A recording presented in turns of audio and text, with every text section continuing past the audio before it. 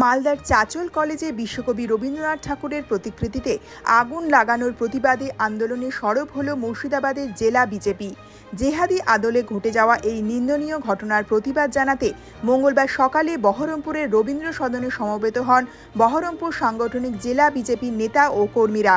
সেখানে প্রথমত বিশ্বকবির মূর্তিতে মাল্যদান এবং পরে একটি প্রতিবাদ সমাবেশের আয়োজন করা হয় বিজেপির পক্ষ থেকে। এদিনের এই কর্মসূচিতে সামিল ছিলেন বিজেপির বহরমপুর সাংগঠনিক জেলা সভাপতি মলয় মহাজন সহ দলের সর্বস্তরের নেতাকর্মীরা। উল্লেখ্য, সম্প্রতি মালদার চাচল কলেজে ঘটে যাওয়া বর্বরোচিত ঘটনার তীব্র প্রতিবাদ জানানো হয় এদিন ভারতীয় জনতা পার্টির পক্ষ থেকে। আমার সোনার বাংলা, আমি তোমায় ভালোবাসি, চিরদিন তোমার আকাশ তোমার বাতাস আমার প্রাণে বাজায় বাসি। আমার সোনার বাংলা, আমি তোমায় ভালোবাসি। বাংলার বায়ু, বাংলার জল, বাংলার মাটি, বাংলার ফল, পূর্ণ হোক হে ভগবান।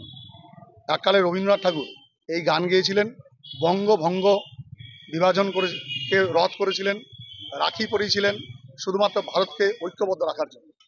কিন্তু ফাইনালি ভারত ঐক্যবদ্ধ থাকেনি। পরবর্তীতে আমরা সম্প্রতি বাংলাদেশে দেখেছি যে বাংলাদেশের কিছু কুলাঙ্গার রবীন্দ্রনাথ ঠাকুরের মূর্তিকে উৎপাটিত করে তাকে কিভাবে অসম্মান অশ্রদ্ধা জানিয়েছে।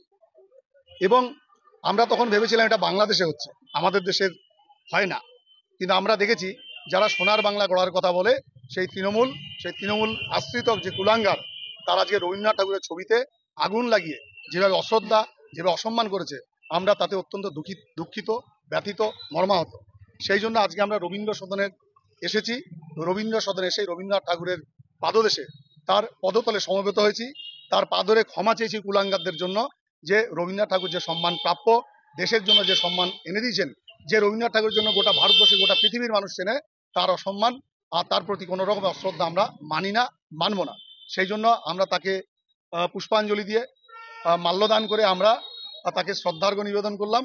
এবং বঙ্গবাসী তথা ভারতবাসীর সকলের কাছে আমরা এটাই বলতে চাইলাম যে না, ভারতীয় জনতা পার্টি থাকতে এই দেশের কোনো মনীষীর কোনো অপমান, কোনো অশ্রদ্ধা আমরা মানব না, সহ্য করব না।